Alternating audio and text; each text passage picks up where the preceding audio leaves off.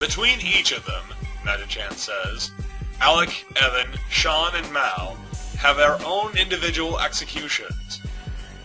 After Angelica read them their last rites, they were each set up. For Alec, the 10-button electric chair.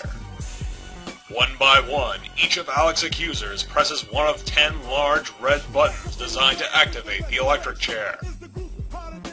Set me on fire, chop off my head, you lunatic, thinks Chris as he presses his button. I am not gay, thinks Sonichu as he presses his button. Rosachu stands beside him for emotional support. You killed my sweetheart, thinks Wild as he presses his button. You killed my mommy, shouts Sandy Rosachu as she presses her button. Meta-chan says nothing, but as he presses his button, he emits a telepathic energy wave from his mind. I am not retarded, thinks Bubbles Rosachu. With her is Black Sonichu, who angrily watches as she presses her button. May God have mercy, thinks Angelica Rosachu. Despite her adherence to Catholic tradition, she too participates in the execution. Blood and gore, thinks Punchy as he slams his fist onto the button.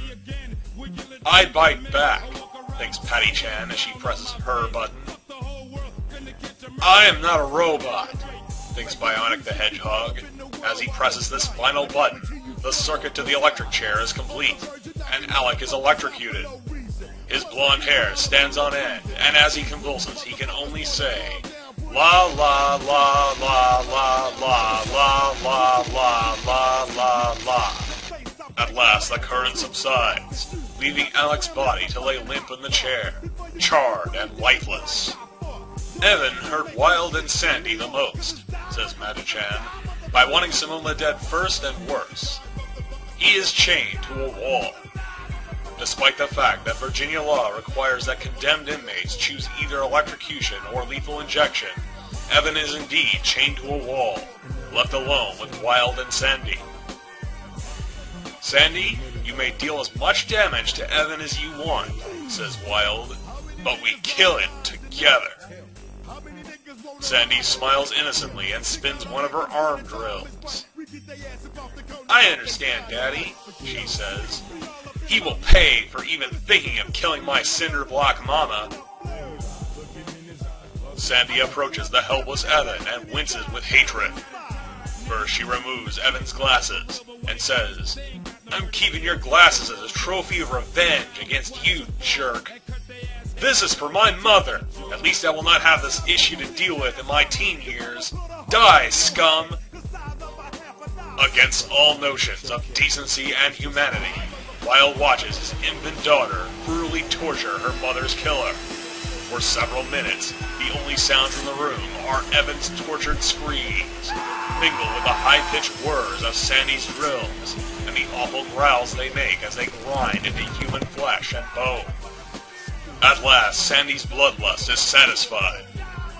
Evan's right arm and both legs have been shorn from his body, leaving him hanging only by his remaining arm, chained to the wall. His genitals have been destroyed, as Sandy has drilled straight through his pelvis. Gaping wounds in his chest and abdomen gush with blood, and Evan's face is soaked with tears. All right, Daddy, Sandy says with no trace of emotion. Let's finish him.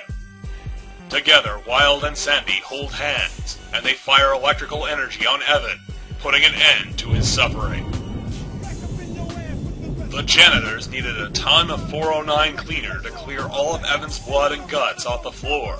Sean was hung from the ceiling by his wrists. Allison, Bill, and Kelly shot him dead as target practice, says Meta-chan. Again, in spite of very clear guidelines in state law, Sean is indeed shot to death by Allison Amber, Bill Schwartz, and Kel. Sean's corpse hangs from the ropes, blood oozing from multiple gunshot wounds in his head, arms, and torso. Standing at point-blank range, his killers smile sadistically as they raise their smoking pistols. And Christian did not restrain Mao, Meta-chan says, because it was not required for the psychic treatment. Using his psychic abilities, Christian immobilizes Mao and forces his arms to bend backwards until they break at the elbow. Ah! Screams Mao. Chris then breaks his legs at the knees in the same fashion. Finally, Chris focuses his psychic energy on Mao's heart and rips it from his chest.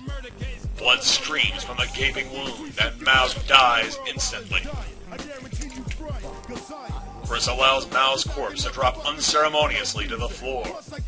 Looking down on them bitterly, Chris thinks, "My amends have been made."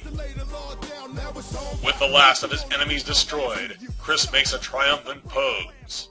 Sonichu fans from here will join others from around the world, and you will be witnessing the largest personal image change in the history of mankind. Mankind. That word should have new meaning for all of us today. We can't be consumed by our petty differences anymore. We will be united in our common interests. Perhaps it's fate that today is Mexico's Flag Day, and we will once again be saluting an image of freedom. Not just from trolling, loneliness, or persecution, but also from heartbreak. We are fighting for our right to love, to be honest.